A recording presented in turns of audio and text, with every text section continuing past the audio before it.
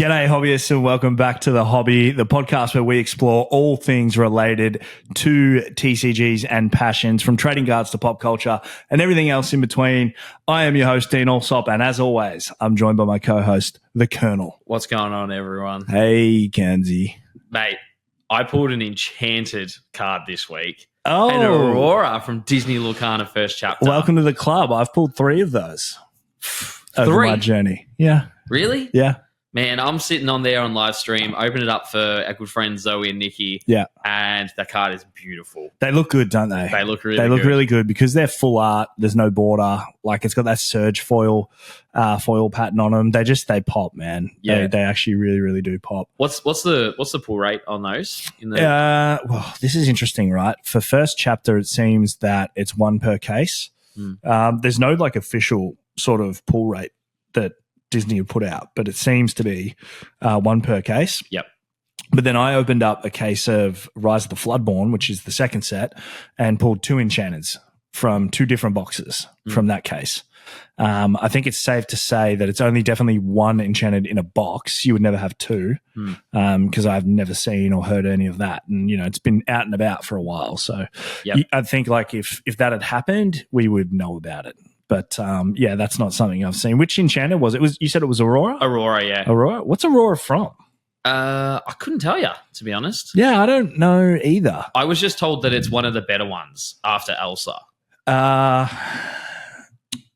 Yeah, kind of. Not really. Maybe. Yeah, kind of. I mean, there's a couple that sort of sit around 300 to 400, and that's where that'll be. Because Elsa is still number 1, and then Stitch and Mickey Mouse are kind of equal in second. Yep. And then you get into like Aurora, but then you've got like Simba and Tink and Aurora as well, probably still both kind of the same. I think Tink sits about 400 or something. Yeah. But yeah, you know, there's a bit going on. I love that we they'd be remiss of us to not mention how good it was to have Thea Boyson on the last episode. Yeah. To talk all things about her life and Lorcana, because it's so relevant, and that's how we've decided to kick today's show off. And we're going to delve into it a lot more. But yeah, it was a very big high to sort of come off after that chat with Tia. It was great. Yeah, absolutely. It's only been 5 days since we've recorded the episode, but which is unusual for us because usually we do them every 2 weeks. Yeah. But because Colonel had the flu over there, we had to go back to back on these ones. We're working extra hard for you guys. Yeah, absolutely. The feedback we've got so far has been amazing. Like, people are loving this episode and they're loving her on as a guest.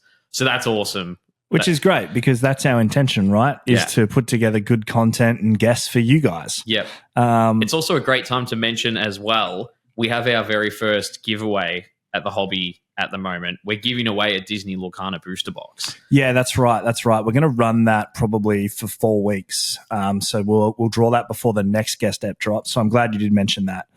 So get over to our Instagram, _hobby_pod.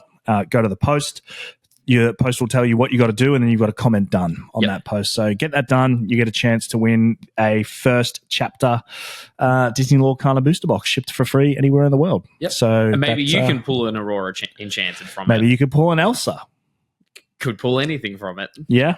Well, not anything, but, you know. Something from the set.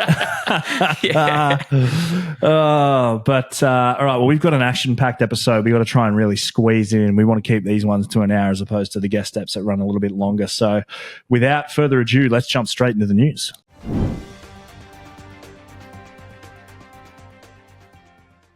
Goldin auctions. This is going to be a staple moving forward for us. I love looking up some sales here.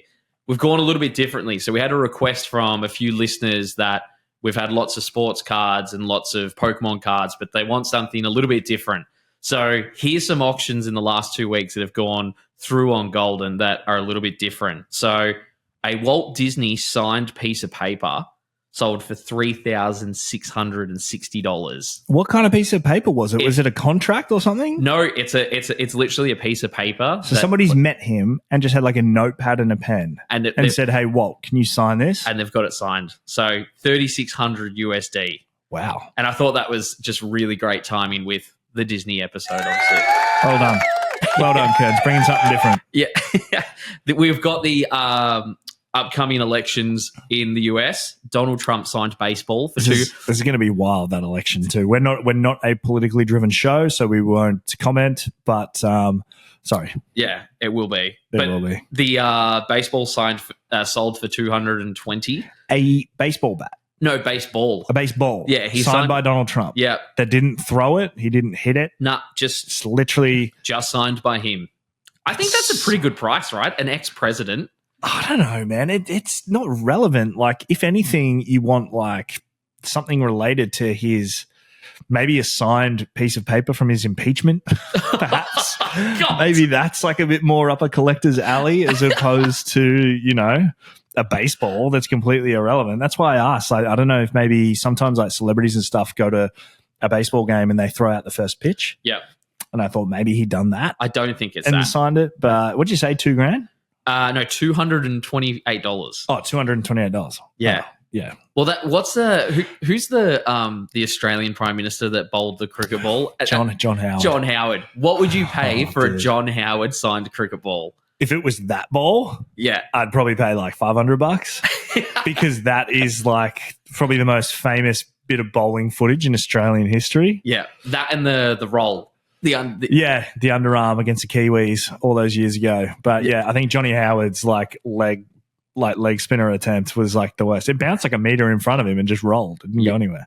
It was a shocker. Were you around in 1920? I mean, You're a bit older, aren't you? I'm an old fella. But no, I was born in 88. 88. Not 1918. Well, maybe if your great-grandfather was collecting cards and he had a Babe Ruth VG3 CGC, I don't know, SGC grading company. Yeah. So that's sport. That's a sport grading company. Yep. That's owned by PSA now. Yep. PSA. You know the slabs you see with the black insert border? Mm-hmm. That's them. That's them. Yep. They're huge for grading sports. Okay. Well, a Babe Ruth grade 3 just sold for $3,300. That seems cheap for anything, Babe Ruth. Yeah. Maybe because it graded a 3, but still, the card's over 100 years old now. Yeah. So you'd expect it to go for a little bit more. I've got OJ Simpson's license. He's Florida's license. I have to literally preface this as not being like a politically driven show, and all these items are like weird. I mean, I know OJ has nothing to do with politics, right? But like, yeah, there's stuff there. We'll finish with a few cards, right? This is a TCG show, but $6,700 for his license. And it's not signed or anything. It's just signed. A copy of his license. That is a bit strange. Florida license. I'm going to stay down this lane again because I'm actually loving this story of Caitlin Clark in the WNBA. Oh, yeah. And I've got a card here. So it's a dual signed card with Paige Beckers, and it's numbered 35 of 49. It graded a PSA 10, sold for $4,600. Man, she making bank. How cool is that? She's doing well. How cool is that? Like what she's doing for women's sport, and to see her cards trading like that, so cool. You know, she's been in the news recently because she was left off the American Olympic team, and there's lots of backlash on that at the moment. And people are like, oh, it was like they don't want it to market it for popularity or something like that, and she'll earn her spot. But it's like, mate, eyes on screen is good for everyone. Get her in the team. Yeah, who knows? Get her in the team. But you want to know a cool thing, Dino, is she's got dual citizenship with Canada. And Canada have put their hand up and they're like, hey, come play for us. Oh, the God. That'd be like something we do if New Zealand wouldn't let somebody do that and they happen to have dual citizenship. We'd be like, come play for us. Over this way. Come play for us. Over this way. But the last one I've got for the Goldin news is it's actually a Michael Jordan card. $24,600 for a 1996 refractor coating finest card, graded a PSA 10. Yeah. So Jordan market still there. Always going to be there, man. Still there. So he is the second greatest basketball player of all time. You're an idiot. What? You're an idiot. What did I say?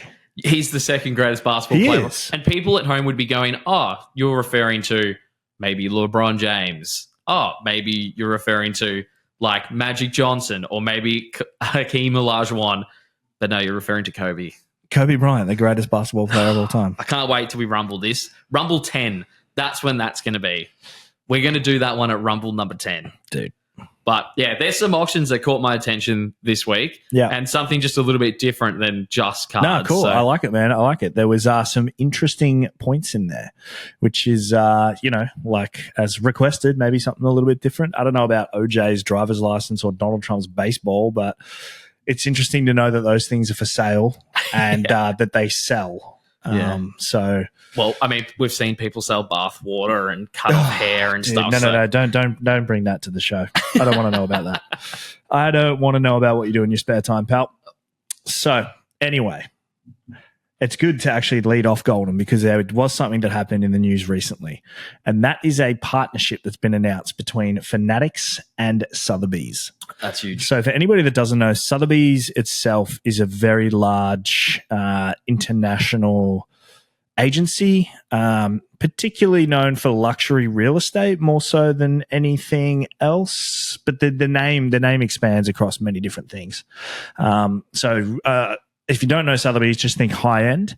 And then Fanatics is basically, how would you explain what Fanatics is? Sports, memorabilia, sports. You go into Fanatics. Anything sort of sports. They run sports events, ticket events. They do, heaps of different stuff. And you can buy jerseys and basketballs and all those. And Fanatics have been building out a platform similar to Whatnot that hopefully will make it to Australia at some point too, which would be great because Whatnot's still not here. Whatnot, if you're listening, call me.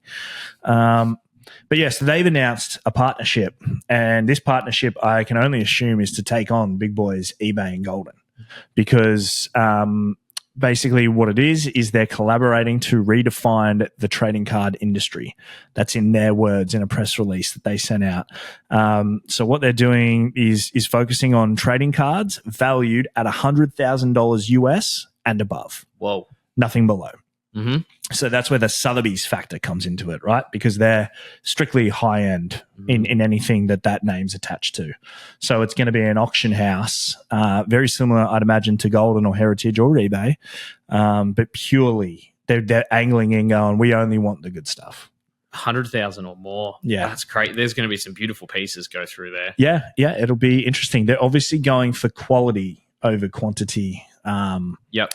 Yeah, I mean, both companies in their own right are massive anyway, right? So they're not there for money. They're obviously actually trying to reshape a certain space.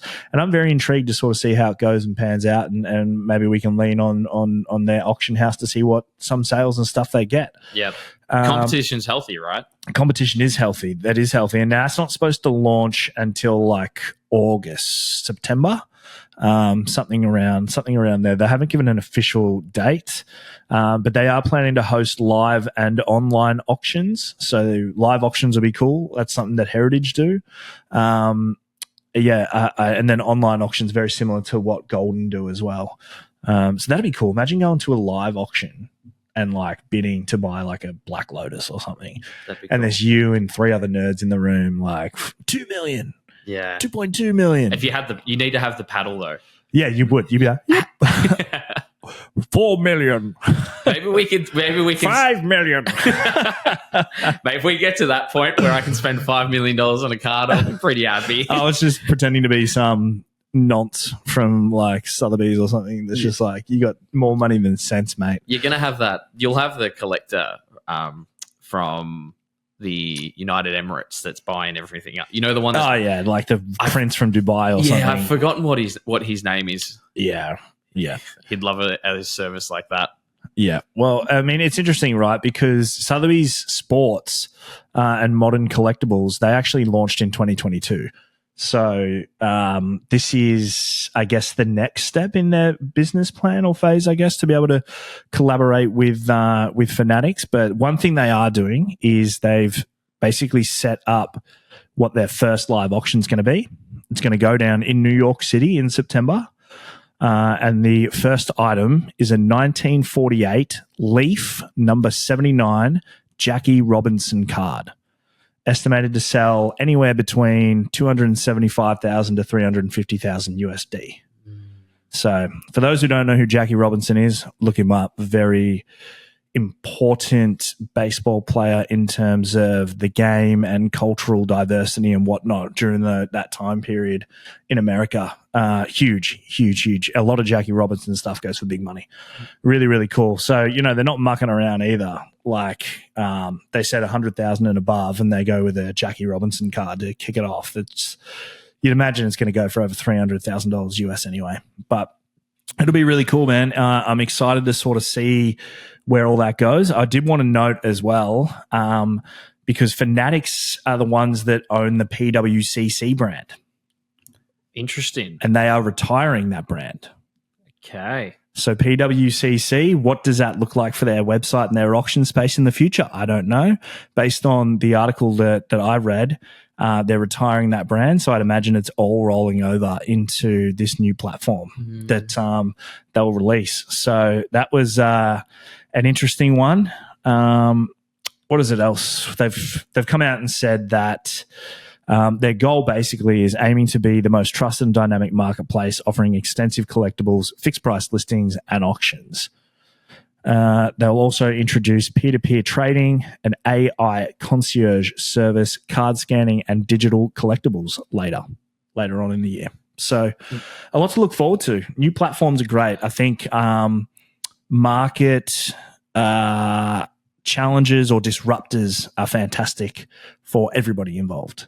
Absolutely. Keeps everyone on their toes. Yeah, not everybody's going to be successful in doing such, but I think it's good for the big players to be challenged, and it's also good for us as consumers to have more options. There's heaps of positives in that. So couldn't agree more. Yeah, that wraps up my first bit of news. Nice. Well, I've got some bad news, Dino. At the time of filming this, there's actually a really big party going on in Orlando, and we're not there. Woo, boy! Orlando's in Miami, man. That'd be or Florida. In Florida, yeah. Yeah, oh god, would have been. Yeah, what a trip. Could have, would have, but we didn't. So why? What is it? The card party is on at the moment. So, damn! Yeah. Right. So Deep Pocket Monster. This is his second event that he has run, and he's got a absolute bucket load of content creators across the TCG space. Pokey Rev's there, Leon Hart, Unlisted Leaf, Chaotic Meatball, Super Duper Darby, Danny Fantop. There's all these really big name players over there, and they're running a 3-day event which sees box breaks and charity streams. There's vendors. It's in like an all-inclusive hotel where there's swimming pools and bars and restaurants, and it's their own little festival or their own little convention. Can you go to that? Like, could we get like? Do they sell tickets to people? They sell tickets to people to go for sure. Yeah. And the idea is that you go, you stay the weekend, and it's like a non-stop party through the day. Card stuff, go out for dinner, meet people, network. I think it's something that we have to look at trying to get to next year. Just doing the Macarena over here, don't mind me. It's it looks so awesome, and I mean, I think with the trajectory of this show, they'll probably just invite us next year, eh? I love the confidence, Dino. I love the confidence. That'd be nice. But at the time, like I said, at the time of filming this, they're on day 2 at the moment, so we'll probably have some photos and things like that. They're on a bender. But how cool would that be to just be in the same location as everyone that's got the same idea, same interests, having a party? I think it'd be cool because we'd be able to film so much content, you and I. Yeah. In terms of chatting to all these different content creators, because some of the ones that I love are over there. Guys like Pokey Rev, Pokey Vault, Cool Trainer Ryan. I love those guys. Yeah. It's all those people we've named, make sure you go check out their socials as well. They're I've got them on. No, don't check them out yet. Wait till they've been on the show first. And then which one's going to be first? You decide. I like to think that we could get a few of these people on to come and talk cards with us. I have absolutely no doubt that we could get those people on. Yeah, but we had Thea Boyson on. We did. That was special. That was special. So 12 months, Dean. That's what we've got to aim to. We've got to aim to get over there for the next party.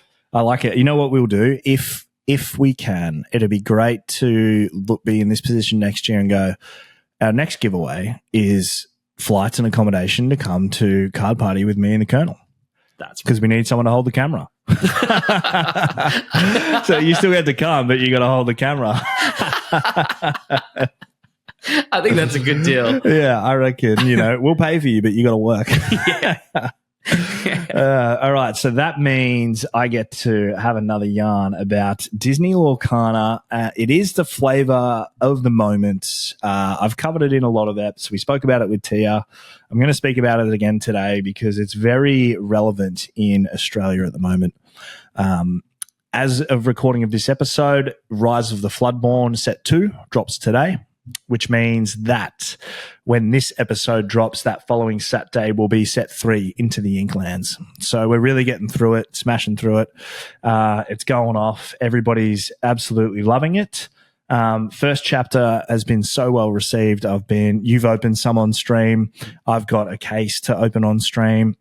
I opened a box for myself, didn't pull an enchanted, of course, because I don't pull anything good for myself. If you'd give me the box, I would have pulled it because I've got better hands when it comes to pulling the bigger hits. I mean, it's easy to say that, but the fact is if I gave you that exact box, it would have been the exact same cards. Nah, the universe is on my side. There would have been an enchanted. You ever pulled a base set Charizard before?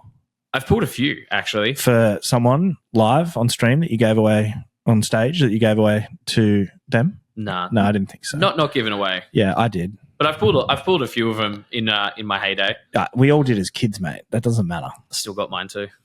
You do. That's the bleached one, the sun damage. Sun damage is like faded. Yeah, looks sick. PSA don't grade them anymore, do they? Nah. Yeah, that's crazy. I could officially say that my Charizard could be the very last sun damaged PSA graded card because my Charizard graded a PSA 7 sun damaged. And then a week later, PSA said they're not doing sun damage cards anymore. Hey, that's exciting. If anyone wants to buy it, $5 million. Talking about Disney Lorcana here, right? You're the one. Give him an inch and you'll take a mile, guys. You're the one that started talking about the Charizard. Well, you're the one that... look, the argument of hot hands will be one for the ages.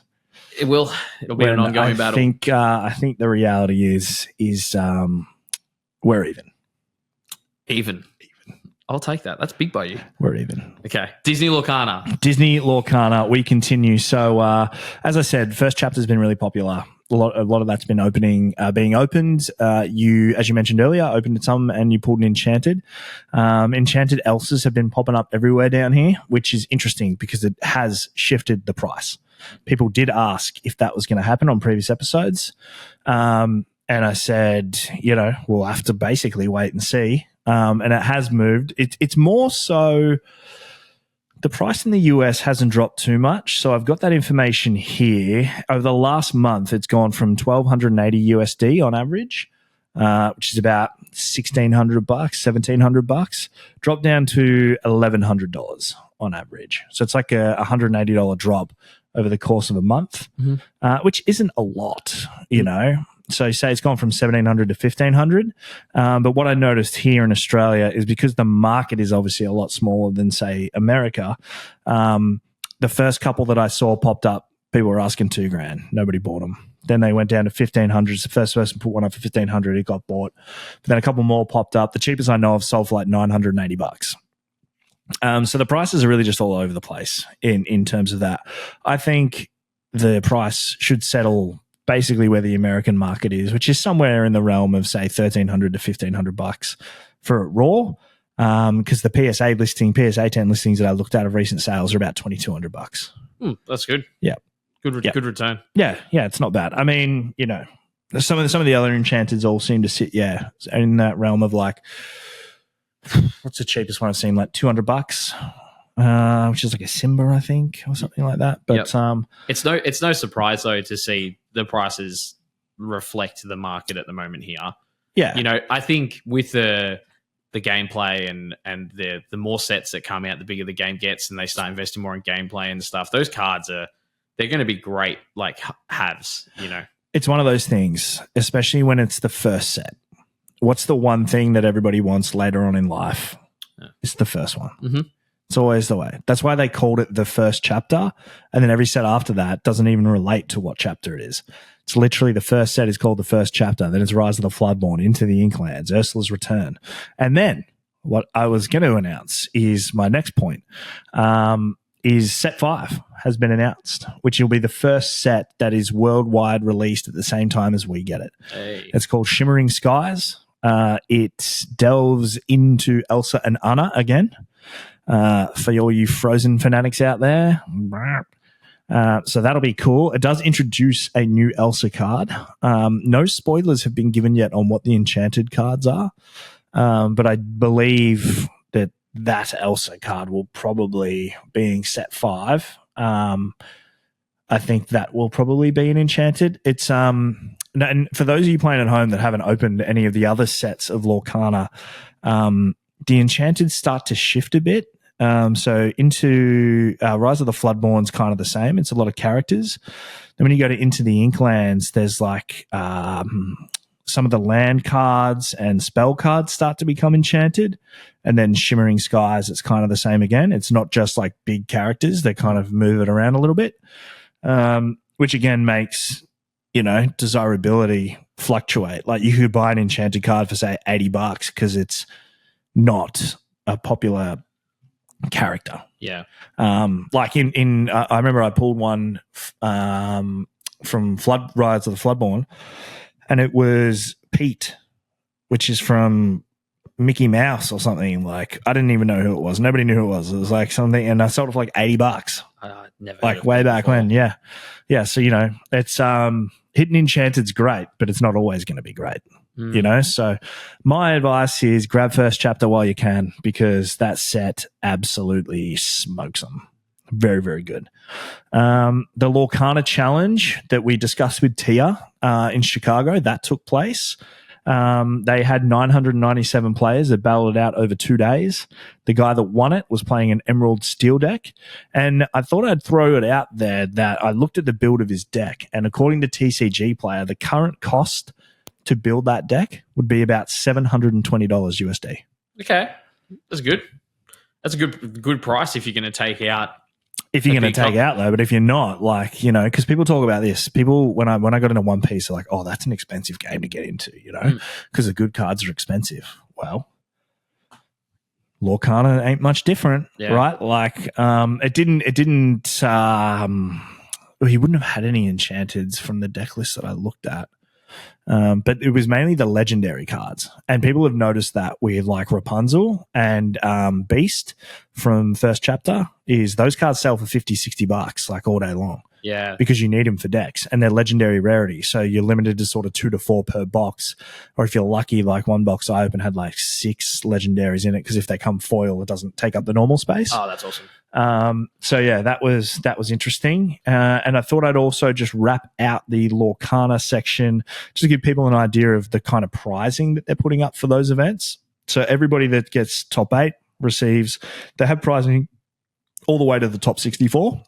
Top 64, 32, 16. But I just put in the top 8 and above, because that's sort of where all the money is, like kind of at. And there isn't any actual money. So if the top 8 all get Rapunzel playmats, the top 4 all got serialized Mickey Mouse Brave Little Tailor cards. So that is the same artwork as the D23 promo, and I think it's just a rare in first chapter. Which is a cool little artwork. So there's only 4 of those that went out. I'm not sure what they're numbered to. I'd imagine it's similar to One Piece, where they number them to like 1,000, and they'll give them out at a bunch of events, because it's like 7 other events already are scheduled. Then the top 2 also get 2 displays of the current set and prize wall tickets. Don't know what that is. Probably should have checked that out. But then the winner gets a challenge trophy. They get a full foil set of current challenge legal set, including enchanted cards. So I don't know exactly what that means either, but it sounds expensive. We can update as we find out. I tried to find out, and I did ask Tia. I was going to ask Tia. Sorry, I didn't ask Tia. I was going to ask Tia if she could share any light, but she's back in Scotland now, back at uni, so I didn't want to bug her with this one. So I let that slide. But yeah, lots happening in the world of Disney Lorcana, and you can bet I'll be talking about it again next time, because by that time we should be at Ursula's return right before set 5 drops worldwide. It's a super exciting time for Australian TCG markets with Disney Lorcana on the up. Stay tuned. You'll get all the info here. Love it, Dino. Yeah. I want to talk a little bit about another TCG that has gone through its Kickstarter phase, Altered. So this one popped up for me. The Kickstarter has already closed, so unfortunately we can't get in on it now if you haven't already. But one thing that's so firstly, they raised 6.7 million euro. Pounds or euro? Pound or euro? I'm gonna say there's a slight difference. Pound would be more expensive. Like say if it was pound, it'd be 12 million Australian, basically. Yep. And it could be about 10 mil Australian if it's euro. Okay. Well, I'm not actually. Either way, they raised more than 10 million Australian dollars. More than 10 million, which is the biggest ever fundraise for a TCG. Kickstarter, yep. The one prior to that was actually, I think it was Nostalgics. Raised like 2.3 or 3 million, and that game came out and died instantly. Wow, okay. So, I mean, Altered, you've got a long way to go and some big shoes to fill, but as I'm sure you're about to get into, it's very different to anything we've seen before. Yeah, there's a really cool format with this. So they're acknowledging how important online collecting and online play is, and there's a print-on-demand system where if you own a single copy of a card, you have the legal rights to that card, and you can legally print more copies of it. I will preface what Kearnz'y's saying with just we don't have all the info right now in front of us. Yeah, but we're going to circle back to this because I've got some of it coming anyway, and we will discuss it in more detail because I know what Leigh just said could potentially like blow your mind. Yeah. I think the idea is like you technically own like an NFT. All right, it's not an NFT. I'm just trying to give you guys an example. You kind of own like the NFT. You own the digital version of this card, and you're the only one that owns it. And you can print as many or as little physical copies that you may or may not need to play with on tabletop, or how rare you want the card to be, or not, or whatever. It's a mind blowing sort of concept, and that's why it raised so much money. Because everybody's kind of like, how? Yeah. What? Yeah. I guess I've got to be involved in it to sort of figure it out. Well, imagine a conversation where you have a card and I have a card, and you can also you can trade the rights of your card to someone else as well for them to print. And like you said, there's more info coming where we're going to dive deeper. Yeah. There's a lot of info out there, and I remember when I backed it, I was like, I don't even know what this is. I just backed it anyway. I was like, give me a couple booster boxes, and we'll cross that bridge when we get to it. Yeah. You know what I mean? I hadn't sort of anticipated we'd be talking about it just yet, but you know, I'm still glad you brought it up because it's out there in the news and people are talking about it. Yeah, so it's scheduled to drop September this year. Whether it does or not, I mean, Kickstarters, I don't think I've ever backed a Kickstarter that's delivered on time. And I've backed like 7. I trust them. I trust this one coming out. I don't trust anybody. They've they have announced so that they will have numbered cards. Yep. So there will be chase cards across the set. Yep. Boxes will MSRP at $143 on launch. Yep. For a booster box, and then they also have theme decks, which will MSRP at $90. Yeah, which is expensive. Which is really expensive, right? Having a look through some of the art is really quite unique from anything that's currently out there at the moment. I would say it's probably got the most of like a Grand Archive type feel to it, where it's like a little bit cartoony, lots of really bright colors, anime type thing.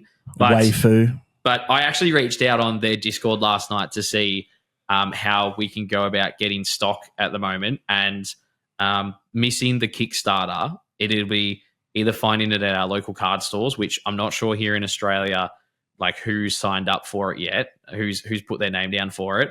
And then secondly, if I can't get it here, you have to order it all the way from France. It'll be fine, guys. I got you covered. Hey, there you go. Well, that's breaking news for me. So yeah, it's a scoop on the Hobby Podcast, as always. But I think it's always really important that we talk about these Kickstarter TCGs because we're learning about them. We don't know everything about them, but if it's something that really interests you, the artwork, the idea, the story behind it, that we let people know about them. Yeah, and if it's in the news, we're going to talk about it, right? So that has been breaking boundaries. So we will come back to you guys on Altered as it develops and gets in our hands by September. By September. We'll see about that. One Piece, Unpa, my favorite card game of all time. Not much to really go through here. We are, when this episode drops, we will be in the midst of pre-release for Ep.7, the latest set, 500 years into the future. Some really good meta-defining cards coming out in that. A Boa Hancock manga, some really, really cool stuff. It's going to be a good set. I'm just really excited. I've signed up for 3 different pre-release events. May sign up for more because I'm just a fiend for playing One Piece. Wouldn't expect anything less from you, mate. Yeah. So far I've got locked in a Saturday, a Monday, and a Tuesday. I should probably find something for that Sunday. So just knock out 4 in a row. Knock them out, yeah. Yeah, probably will. If you want me to come and babysit Harry, I can help out if you want. No, I just want you can come hold my glass of water while I'm just taking names. Jesus. But yeah, so that's what's going on there.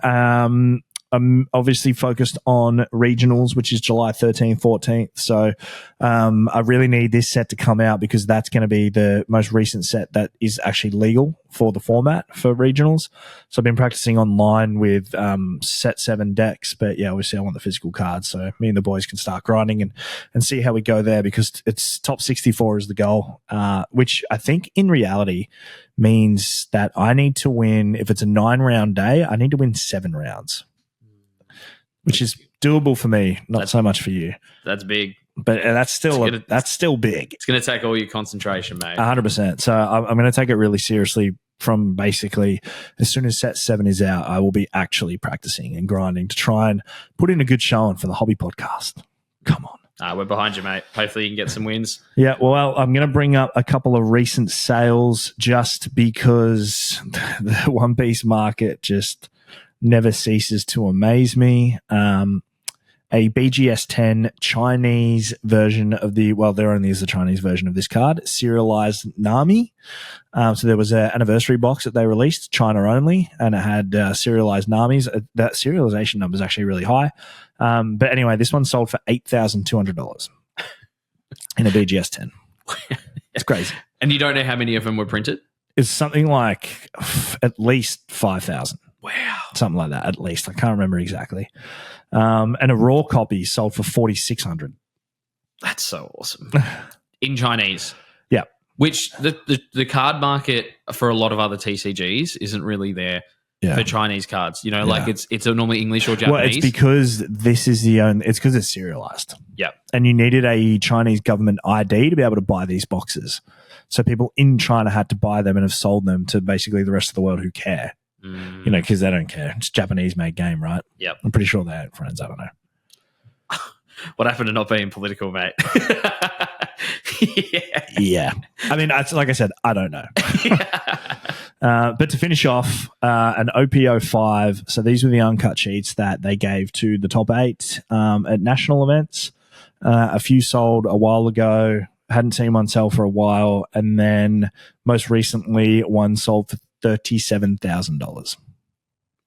Man, there's so much money in this TCG. And it's only like 5 cards across and 5 cards down, right? Like the uncut sheet's only like this big. It's like a picture frame. It's not like a massive uncut sheet. Yeah. But what it does have is on the uncut sheet, it's all the alt art leaders and the mangas. So like, you know, it's a wild uncut sheet of cardboard. Not financial advice, but hearing all these numbers on cards makes me go, this is Pokemon, but 20 years ago. I should be just buying OPO1 boxes and putting them away. Yeah, but even now, it's like $700 a box. You know what I mean? Yeah, like a base set Pokemon box, though. You're like the fact that these cards are selling for so much, not even the Pokemon market did that when it launched. Nope. But so that's it. That's all I got on One Piece. Nice quick little touch on. That's it from me. Love it, mate. I'm going to finish us off with the news with a Flesh and Blood update. So we're about a month now post Part the Misfale launch. And with this set came 3 new heroes, which have completely just shaken up the meta. So Zen, Enigma, and Nu are the 3 new heroes in. And I like Zen. Zen sounds cool. Zen's cool. So Zen plays really wide. He is a character that can do up to you have 40 health. He can do up to 25 damage on one turn. He goes really wide, and it's all about play again. Play like 1, 1, 2, 3, 1, 2, 3. He sets up these combos, which are just destroying people at the moment. That actually sounds like fun. And might I add, part of the Miss Vale, beautiful set. It's ridiculous. Flesh and Blood's biggest and best set to date. Yeah, it's in my opinion. Absolutely gorgeous. I actually love it. I've got a sealed box just to add to my collection.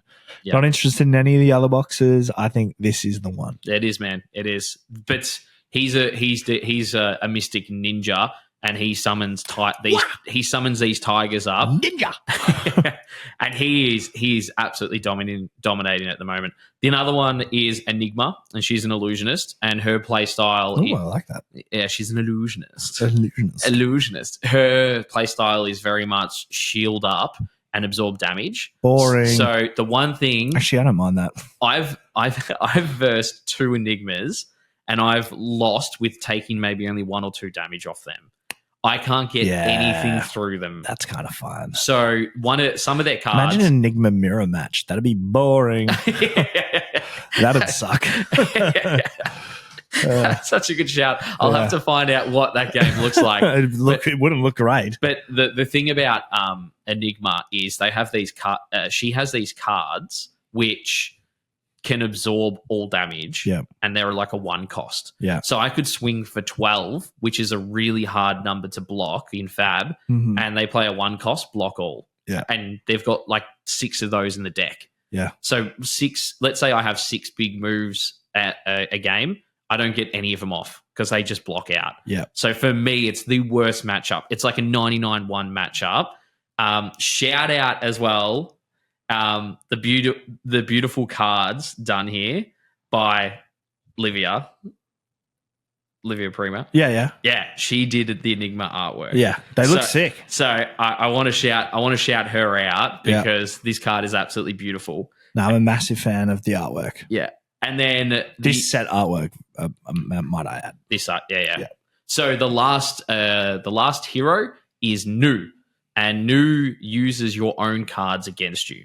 So the Nu's ability is you discard a card into your graveyard, and then probably like 3 or 4 times a game, they are able to take a card from your graveyard for 0 cost and attack you with it. Yeah. So for someone like me who has 9, 10, 11 attack cards, they do their move, play a card, so they might attack for 10, you block out, then they go into your graveyard, grab another card, get 9 damage through. So these 3 heroes, do they just eliminate all previous metas or no?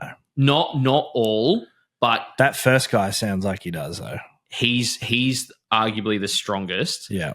And what we've seen so far, so there's been four major events since the release of these, and these 3 heroes are starting to dominate the leaderboards. So you had a battle hardened in Las Vegas on the 12th of June.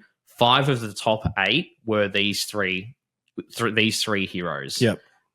In Singapore on the same day, 2 of the top 8 were these heroes, so 2nd and 5th. Montreal, all 8 were the new heroes. So this was the week before on the 6th of June. Canadians. Can you do a Canadian accent? Canada, eh? Sorry, eh? Yeah. Athens had a 3v3 tournament where 5 of the 12 finalists. So they're dominant. They're definitely dominant. They're dominant, yeah. And as we're filming this, the USA National Championships are on at the moment, where 181 out of 460 heroes are these 3. So, wow. Yeah, it's like... That's good, though. It's good. It means that at least a new set is bringing relevancy to the play scene. Yeah. Beautiful. Nothing worse than when a set comes out and it doesn't do anything. Yeah. And like, even though their numbers are quite strong for their representation, there is still heroes that can get through and win. Like Singapore, where there was 2 of 8, like an Azalea one, which is a ranged archer. We had I've had a blank. Who was it? Dromai. But before you get deeper into that anyway, let's just revert back to part of the Miss Vale and just tell everybody about the collectability chase that Fab have created within this set, because I think that's something that's been missing from Flesh and Blood from the outside looking in for a long time. Yep. And now they've added something in that has created a big hit or a serialized. It's not serialized, but has created a chase. Yeah. So the thing that they have introduced in this set is a golden pack. Now you get 24 packs in a booster box. And I believe it's 1 in every 6 cases is the hit rate at the moment. To find a booster box that has a gold pack. Which has a gold pack in it. And that gold pack, at the moment, they've been selling anywhere from like $250 all the way up to $400 sealed for this pack sealed. And it comes with a bunch of like promos, Spectral Shield, Holo in that pack. Really, really desirable, really beautiful cards. So there's that chase of that, which Fab used to have. And then doesn't it also have like one of like heroes? Like you can hit certain heroes in them or not? You've got Marvels in this set, which are just beautiful which artwork. You can pull from normal packs and gold packs. Yeah, you can pull from I'm not sure if you can pull them from the gold packs, but you can definitely pull them from normal packs. Right. But there's 11 of them in this set, and they are gorgeous. Yeah. There's 5 about the one you were saying about that Livia drew looks sick. Oh, it's ridiculous. There's 5 cards in this set, over $400 at the moment. And then you still have, we've spoken about it before, the cards that are really playable come with value as well. So, the booster box has a ton of value in it in the forms of armor. There's lots of really great armor in this set. I pulled a headpiece from one box and sold it for $300.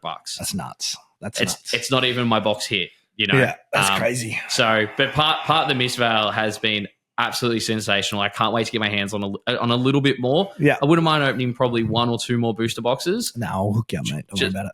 You've got it for me. You'll be right.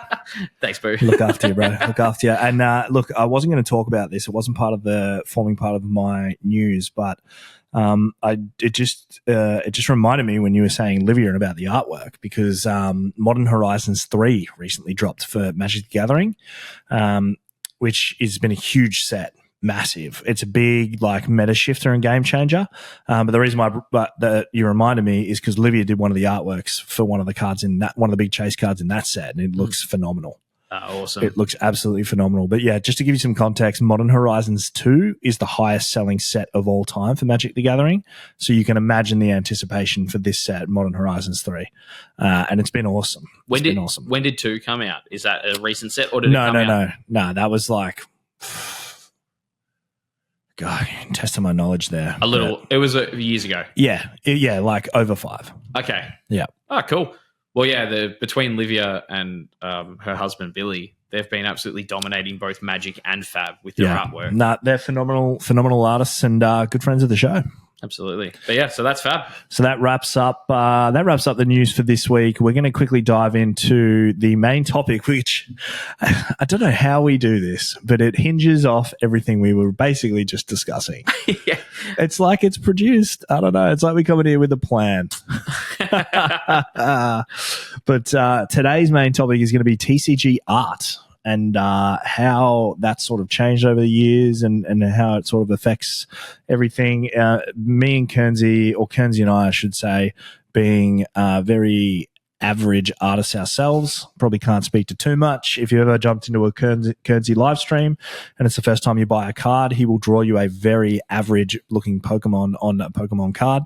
It's very funny. But yeah, I'm telling you, we're not artists in the sense of drawing an artwork. We're vocabulary artists, I think. Oh, speak dirty to me, Tino. But so yeah, we've got a couple of dot points that we'll run through. The TCG art has definitely evolved a lot from the early days. And when we say the early days, definitely hinging on Magic the Gathering, which launched in 1993. So that sort of artwork was hand-painted, a lot of it. And that's made a comeback in games like Sorcery, which is beautiful. I love the hand-painted artwork. A very fantasy style sort of artwork, and that's really shifted a lot sort of over the generations. But yeah, I'm a sucker for some of that old school like hand painted artwork. Yeah, there's a lot of that type of cards that we collected when we were younger, that traditional style versus now the not virtual, what's it called? Digital? Digital style artwork. You can just tell in the traditional that you get a little bit more love and a little bit more emotion from the artists in that. Yeah. It's also, there's something with like simplicity, which is also really appealing as well. Yeah. Sometimes in newest style cards across the board, it can feel like the cards are too congested and there's too much going on. Yeah. But a really simple, Charmander on a mound with a little volcano in the background, common Pokemon card. Yeah. It's really good, like really appealing to look at. Yeah. It's interesting that you mentioned that too, because that's also something that factored into, I guess, the change of artwork over the years is when you look back at Magic the Gathering in 1993, they were creating their own fantasy IP, whereas a lot of TCGs now, like Lorcana, One Piece, Pokemon, things that we talk about, developed IPs. So, you're going to get digital snapshots from, TV shows or whatnot, but you're also going to utilize the technology as it grows and evolves over the journey, which is what happened. Yeah, and the role of the artwork within the cards is so important for the collectability and play of cards as well. Yeah. When you look at, pulling a Pokemon pack when we were a kid and you pull a holo, regardless of what it was, that was like a really special pull, right? Yeah. And there was some real collectability behind that.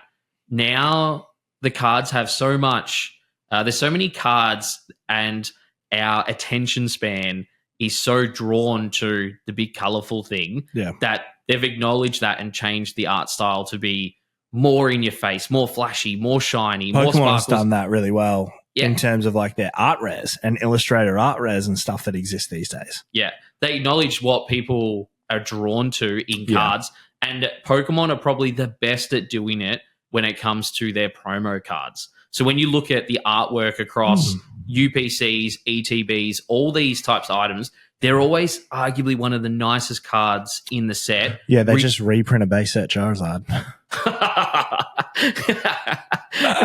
You can't tell me though that pulling like a Celebrations, it's still dope. An Evolutions Charizard is still the coolest thing ever. Yeah, it's still dope. I'm just, you just gave me the right avenue to take a shot. To take it, yeah.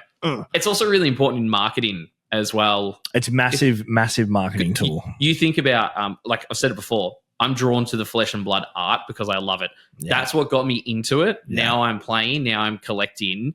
When you look at certain TCGs, and again, nothing against others, but for me, the artwork in something like Grand Archive, it's not my style of art. Yeah. And I don't like it, so I don't collect it. Flesh and blood, I absolutely love. I'm more drawn now towards something like DragonballZ because the artwork on all those cards, even the common cards, insane. Yeah. Insane. Really, really. So, and it also, the artwork isn't just the cards, but it's also the product that comes with it. Yeah. Like for the sealed collectors out there, that you open I'm going to bring it up because I think their booster box is worse. I know what you're going to say. Metazoo's booster boxes. They're some of the best sealed product ever created. Yeah. There's zero doubt. Having one of each of those booster boxes on a shelf will stay there until they made them look phenomenal. Until the day I die. Yeah. And that has to do with the artwork and the effort put into that. Yeah. Whereas some of the, like now the flip side, like Pokemon booster boxes, they just serve the purpose of getting the packs from one spot. They've never looked worse. They've never looked worse. Sword and Shield had more of an effort. Sword and Shield, like when you look at Fusion Strike, it was pink. Evolving Skies was green and yellow. Some of them were white and bland. But yeah, like now they're just like, meh, just print it, put it in a box, ship it out. People will buy it. Yeah, and they're all the same. It's you just change the logo and the picture on it. Yeah. And that's it. It was funny. I was thinking then when you were monologuing, I didn't want to interrupt like I usually do. I just let you finish. I'm going to let you finish. But Beyonce had one of the greatest videos of all time. No, sorry. Sidetracked. Dean West over here. Yeah, Dino. Actually, don't coin me Dino. That's not a cool thing anymore. Kanye sucks. But what I was going to say is, because you're talking about Grand Archive, that artwork doesn't resonate with you. You're talking about the artwork in Fab, how that does resonate with you. I love playing One Piece. Don't watch the anime. The artwork doesn't resonate with me. I just love playing the game. Sorcery, I've played. It's fun, but the artwork in Sorcery resonates with me more heavily. I really like opening and looking and enjoying those cards, whether it be commons to uniques, doesn't matter. But yeah, with One Piece, for me, it's always just been about play. It's some of the artworks are cool, and I do enjoy those. But yeah, it's not it doesn't bear any weight to my decision to play that game. Yeah. And I was going to say collect, but I don't really collect it either. Like I collect some sealed stuff here and there and a couple of chopper slabs here and there. But yeah, otherwise the other things I collect is purely from a playable standpoint. So, art doesn't always factor in either. Well, that's the beautiful thing about this hobby is you don't have to tick all the boxes. But I know when it comes to collecting certain type of art and artists as well, there's people out there that you might be drawn to a certain type of sorcery artist. Yeah. Where when the next set's coming up, you look at that set and go, "Oh, I've got to look for David and what art he's got coming up."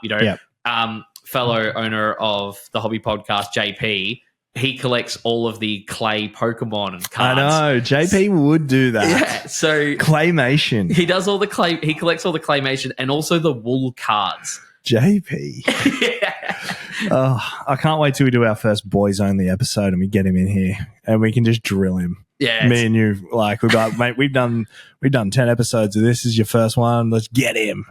Let's just go after him. But yeah, it'll be so fun though. It's because he does have some niche collectible points actually. So yeah, claymation though, I don't know, but it's good that you mentioned that because that is a different style of art. It's a genuine style of art. Yeah.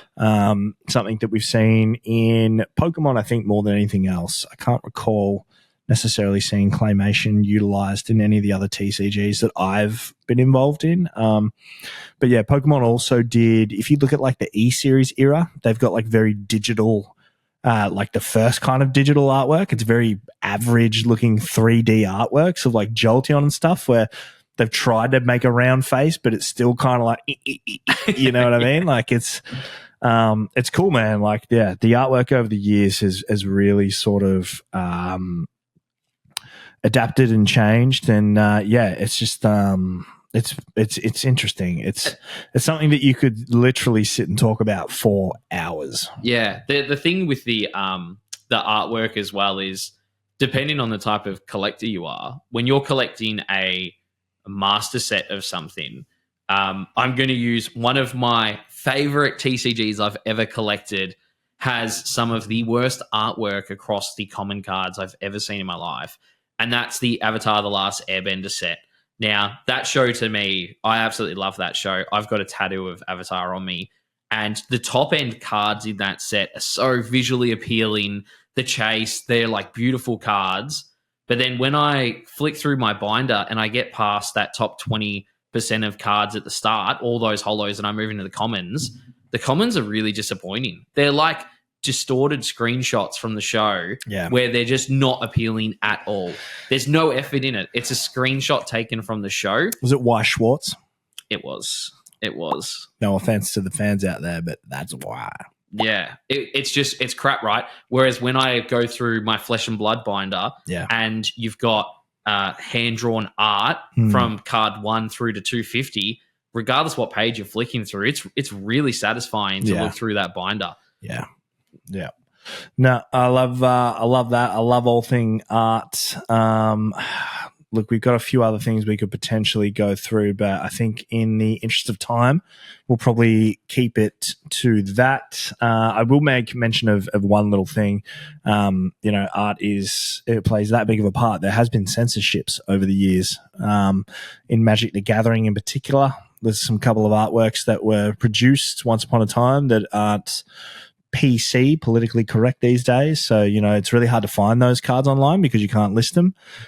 Similar to Sorcery has one or two cards that are kind of the same. So, it just shows the impact that art does have because as the world changes and evolves and things move and grow, what was once acceptable may not be. Moving forward. So it just kind of puts a full stop on the impact that art in a TCG can have. Yeah, absolutely. I also want to just have a finishing as well before we move on. The art competitions and the opportunities for everyday artists. Oh yeah, like fan art comps that they do now. Fan art comps and stuff like that. You know, some of the favorite people in our life that we've met are artists, and the ability for them to do what they love, which is creating art, and have a form of revenue from that. It's just bigger than the card. Yeah. You know, it's bigger for inspiring artists out there that have something that they want to work towards. Yep. You know, you might do the Grand Archive style art, and that's the art you do, and you've got a home there, or the Flesh and Blood, or the One Piece, or whatever it is. It's, you know, it's bigger than just one style of art and people. So yeah, that's really special. I mean, while we're talking about art, if when you got a platform like this, it'd be remiss of me not to utilize it for whatever I want to utilize it for. And a good friend of mine, Chris Dargavel, has finally published his book. You may have remembered in Tia's episode when I said I only read 3 books. His was one of them. It's The Tales of Sticky Dumont. It's a phenomenal book. He finally got it published on Amazon. So it'd be great if you guys check it out. If you're a reader, go give it a read. I absolutely loved it. It's one of those ones, much like Tia's book, when you finish a chapter, you're on the hook, and you have to go and read the next one to know what's going to happen. Really, really well written. We'll have the link in the description. But yeah, that's going to wrap up the main topic, and we're going to move into today's hobby heroes.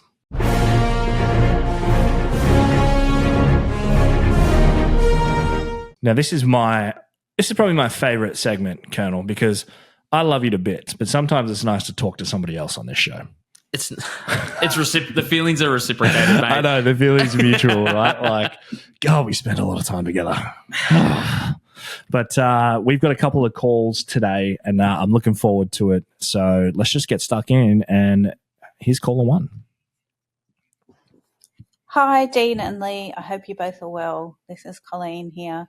I've got a question for you. I want to know what you think about the introduction of digital card games and other types of online play have impacted the traditional trading card game community. And what do you think the future holds for both digital and physical formats of the games? Hope you're good. Bye. You said earlier that this is like, we tailored this. We couldn't have tailored talking about Altered with Colleen at a better time. I know, right? No. Yeah. That was not planned. That actually wasn't planned. that one just happens to fit in. I think Altered is going to be the first like real big where it's like, this is a digital game, and then you have the ability to play it physically if you want. So that's going to be interesting to watch. And as we've touched on before, digital clients for physical card games play a very big part. A very, very big part. We covered Pixel One and stuff with Tia last week and what's going on there, but there'll be another one. You know, we've got an unofficial One Piece sim that we use. I believe you've got one for Fab that you guys use, and it's just good in terms of practicing, testing, deck testing, all that sort of stuff before you go out and physically use it. They really do go side by side. Yeah. But yeah, I think Altered is going to be the first experience of a true digital card game. Yeah, I think it's fantastic. We've always said that there's different types of collectors out there, and you collect different types of things. I know on our live streams, there's 2 or 3 people that on every Pokemon pack, you get the online pack as well. Oh, and there's people with the code cards, code cards that use those and play that format of it because it's more accessible than buying the physical pack. More accessible. And somebody asked me to call you out on this. It's pronounced rather, not rather. Rather. You know, like, would you rather? Yeah, when I say rather. Rather. You said it when on the Tia episode. Somebody physically called me and said, you tell Leigh to stop saying rather. Who was it? I'm not telling you that. It's going to eat me up now. But yeah, it's one of those things. But I'm going to start pulling you up on your pronunciation. Rather. Please do. Rather. I told you, I've said it multiple times though. My pronunciation has never been good. If you're listening to this podcast, you know, to hear someone articulate every word perfectly, this isn't the podcast for you. No, it's really not. It's a space that everyone will have to win in, I believe, Colleen. Yeah. It's a space that everyone, because even things like, you could look at it like a video game and playing Pokemon on Game Boy. Yeah. There's the online client now where you can transfer all of your Pokemon onto your online database, and it merges all the games together. Yeah. You know, one of the good friends of the show, Gibbo, he does shiny hunting, and over the last 10 years, every time he gets shinies, he transfers it onto his online client. So he whips his phone out on an app and he goes, look at all my shinies that I've collected through my games. So, yeah, I think it's only going to strengthen TCGs. Yep. No, totally. Thanks, Colleen. Appreciate it. Feel free to call in with some more questions. We love it. Let's go to call 2. Hi Leigh, hi Dean. It's just Zoe here. I have a question for you. My question is, what is one achievable thing that would be on your bucket list, TCG or collectables wise, and why haven't you done it yet? And when will you do it? Oh, I love that. Yeah, put the pressure on. What Zoe. a great question. Also, Sheesh. it's not just Zoe. You know, Zoe, you're very important to the show. Like, you're not just Zoe. Don't talk yourself down like that. Oh, did she say that? Yeah, Hi, guys, she it's said just Zoe. It's just Maybe Zoe. she meant it's just Zoe and Nikki's not here. Because usually it's Zoe and Nikki together, They right? go hand in And hand. she's like, yeah, Nikki's not here. Nikki's driving, so it's just Zoe.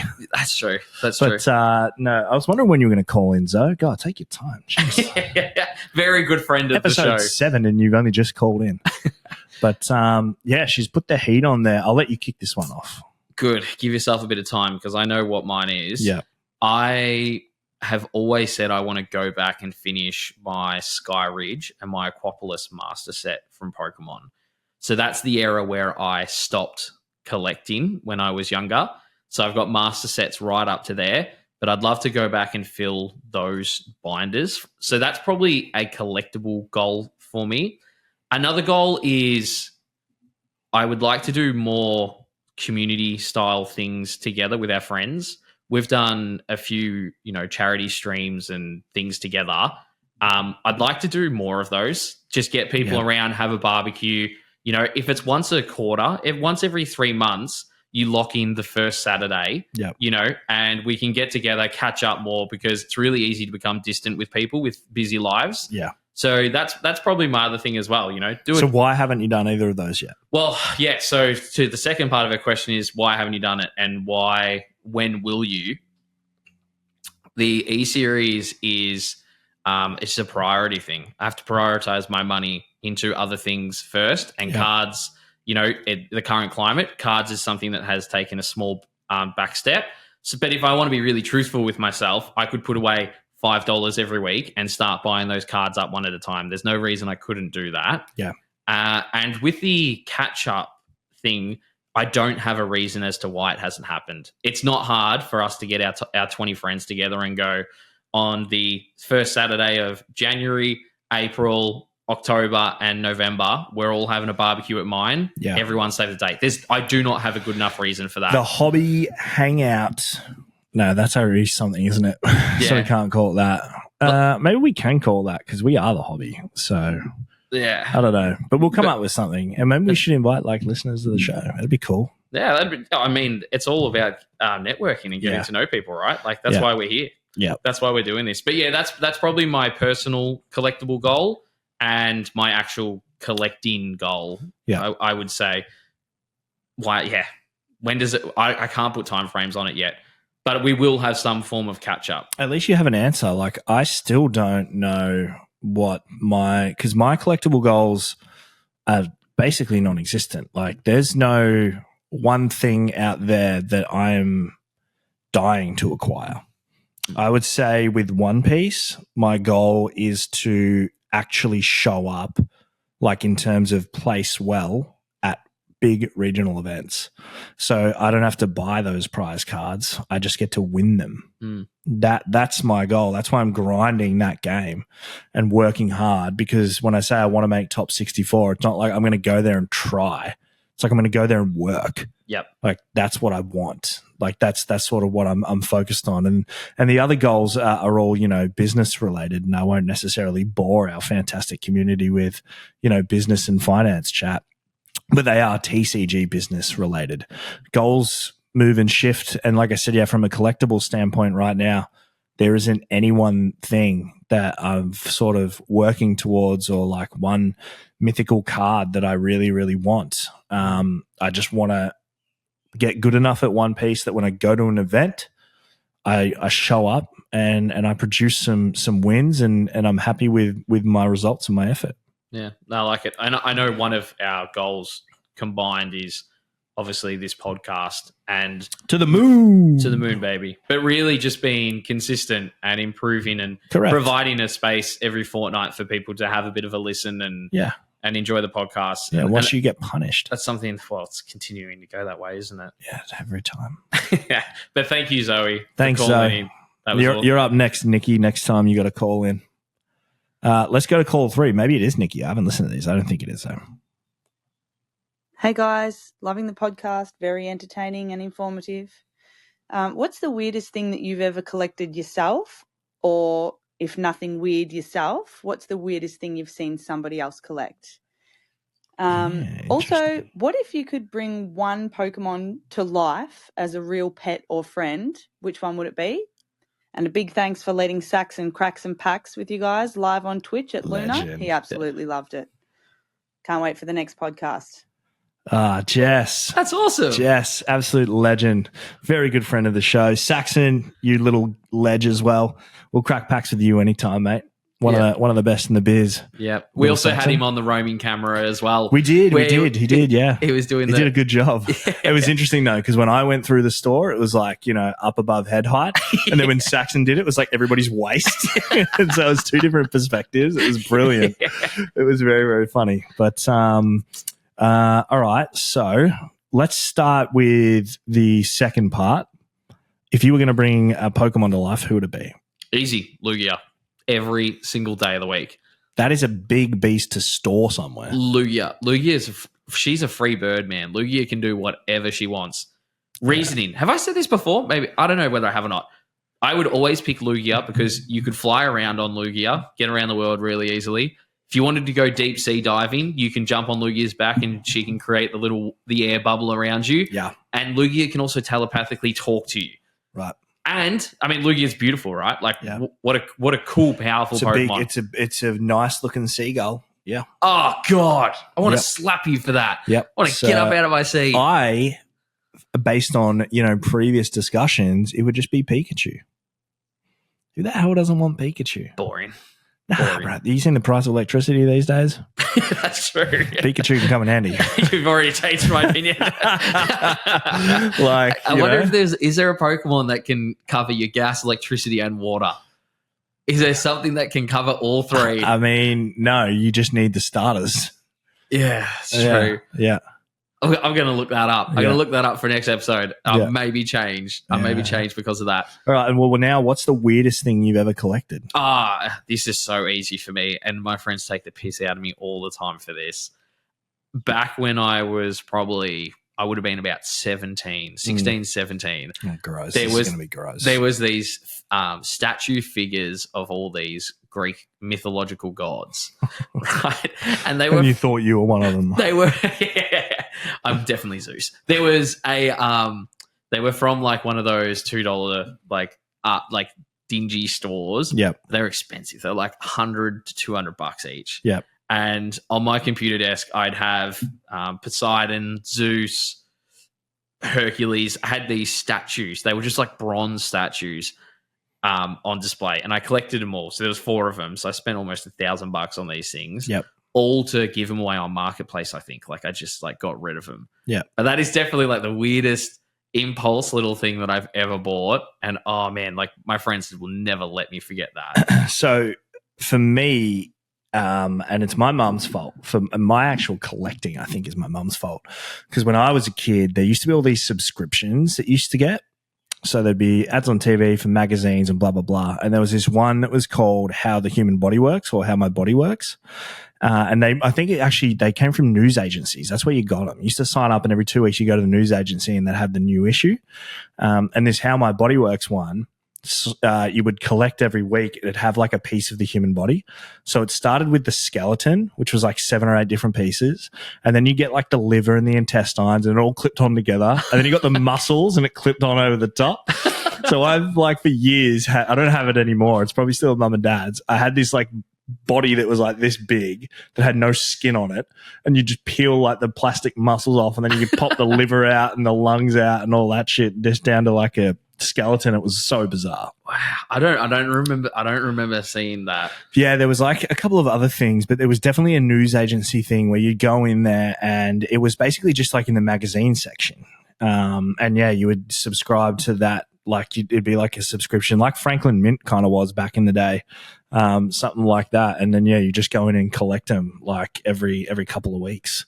Yeah, right. And I remember vividly, there was a post office news agency right near Ferntree Gully train station, although we lived in Roval.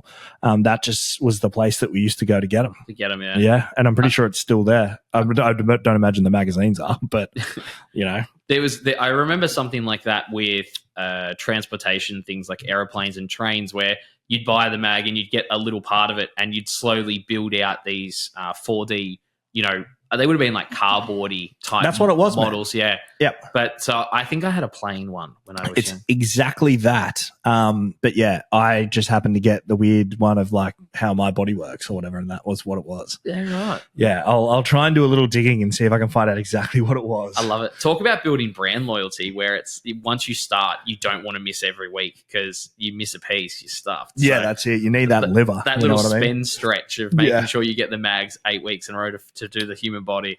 Yep. So that's that wraps up the Hobby Heroes for another episode. Awesome. We're gonna thanks Jess, Zoe, and Colleen, all of you. Lovely to have the ladies on today. So now we're gonna jump into the Hobby Rumble. Bam, bam, pow.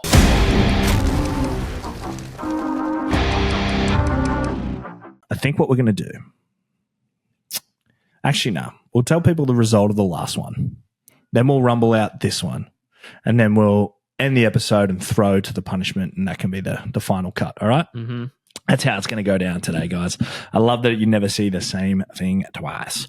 Although I still do have this Warhead spray here, and I should make Kearn'z'y have some just because he didn't have enough on the last episode. But anyway, the results are in our closest one yet.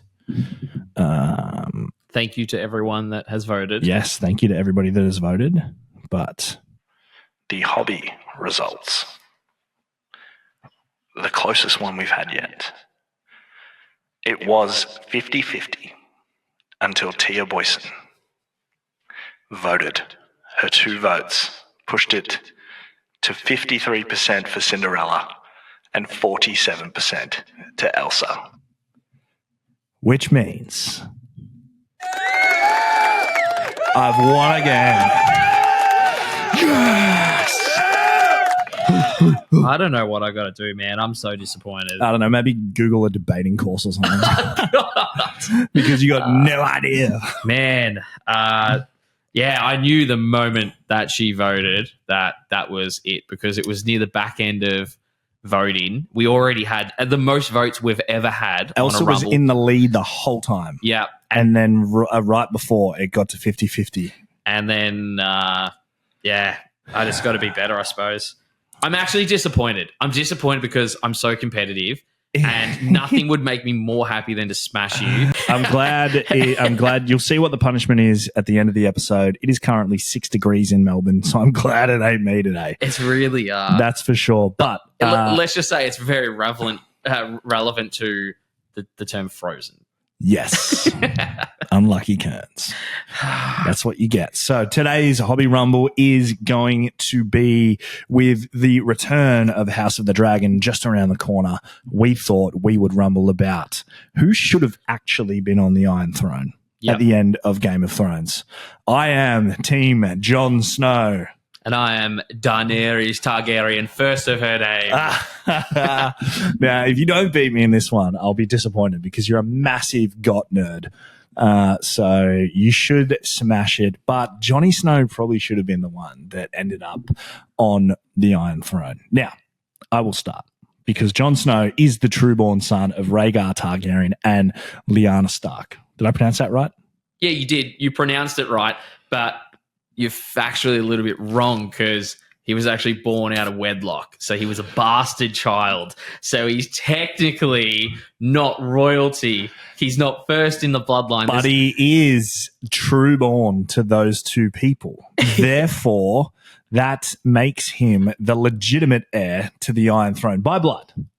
Not necessarily by wedlock or law, but by blood, which is what all these people care about. It's all they moan about in the shows anyway, is by blood. Nah, you're wrong.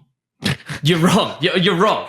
You can't just have a bastard child and they become a legitimate person to the throne. Daenerys is that rightful heir to the throne. By law, by blood, by everything, it's Daenerys. All right, let me put this to you, though. Throughout the series, Jon demonstrates exceptional leadership skills, something that I kind of resonate with. That's going to lose you 2 votes just on that. No, but look, he successfully leads a bunch of different stories and arcs throughout it. One being the Night's Watch, another being the uniting the wildlings and the people of the North, which was massive. And then he also plays a crucial role in the Battle of the Bastards and the defense against the White Walkers. Yeah, Jon's a bit of a legend. Tell me how that guy shouldn't be king of the realm. Well, Daenerys got kicked off Westeros, went over to Essos. She had to fight through so much adversity. First, she was sold to the Dothraki with Khal Drogo. That was hectic. Yeah, who Khal Drogo ended up being a bit of a good guy anyway. He did. But not when you first met him. Nah, definitely not. No, sir. He was intimidating. Yeah. But Daenerys, through her rise to power, she freed and helped so many people across Essos. She freed the Unsullied from the slaves there. She defeated the Sons of the Harpy. She went into Karth and had her dragon stolen from her in the House of the Undying. Yeah. She, throughout her whole journey going through, she freed slaves, did the right thing. She was so driven to get to that throne and to help people and to break the wheel. Help people is an interesting one. I don't know if you could say that was her prerogative.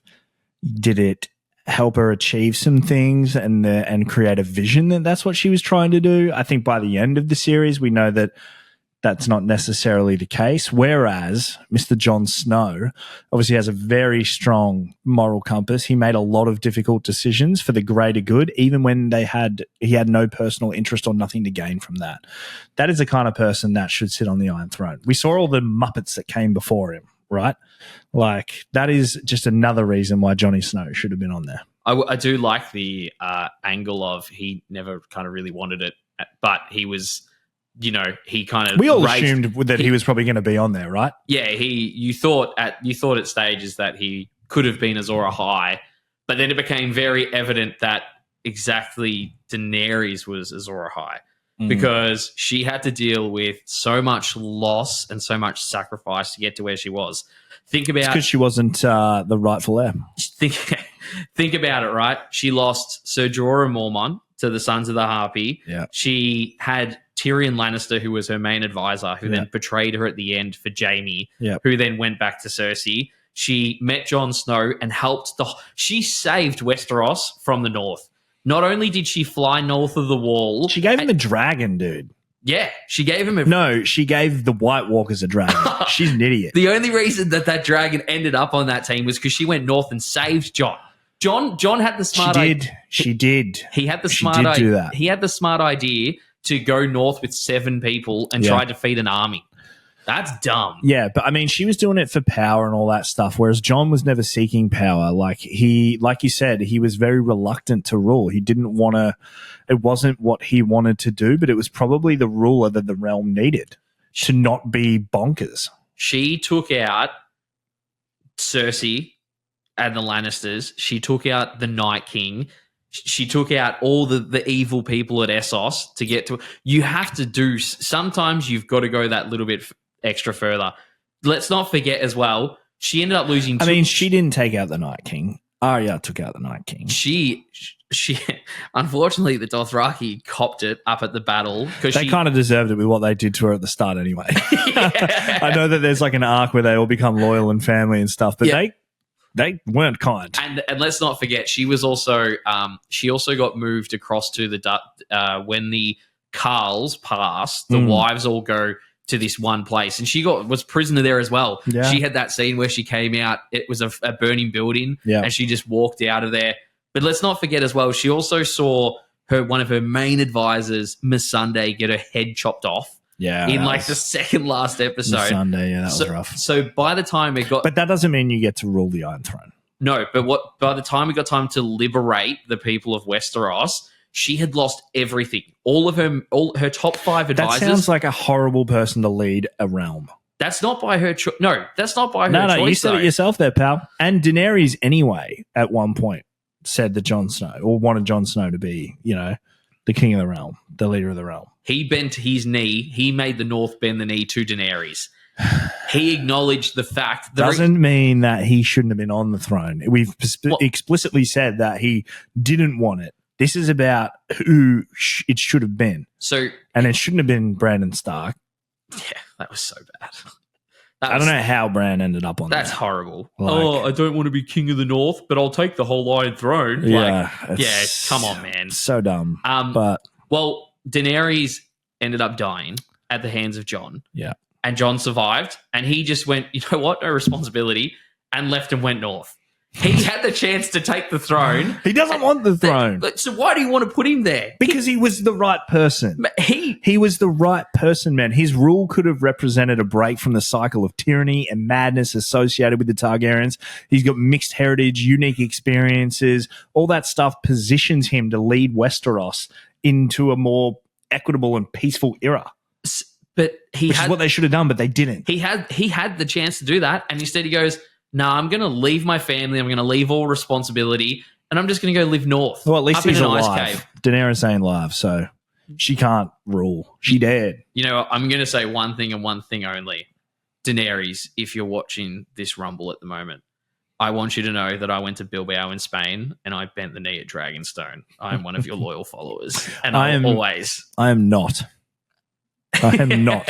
John was robbed. That's it. Go to the bloody Instagram, the _hobbypod_pod, the @the_hobby_pod, and vote, because Leigh deserves to lose another one. 4 in a row. Let's go. Let's get him. No one's going to bet. No one. You're really going to vote against dragons? I mean, come on. I don't know. That's why I thought this would be an interesting one. There'll be people out there that listen to the show that haven't watched it. There'll be people out there that have. There'll be strong feelings for both. And that just, we wanted to do something that was a little more time sensitive or relevant with House of the Dragon about to come back out. But Dracarys. Yeah. So make sure you guys get along and vote. That's gonna be the app, I think. Have you got anything else that you want to throw in? Nah, wheels up, mate. I ask him that every episode and he never adds anything. And then the one, I bet you'll watch one day I won't ask him and he'll be like, "Oh wait, before you go, I've got something to say." So stick around, guys, because I'm gonna throw out of here. We're gonna go to the punishment and watch the Kern. I won't say what's going to happen, but you guys are going to check it out. But that is Wheels Up, and we are out of here. We will see you next time on the Hobby Podcast. All right, ready? Yeah. You lose. The third Hobby Rumble, Elsa v Cinderella, and I lost. Cinderella won. So.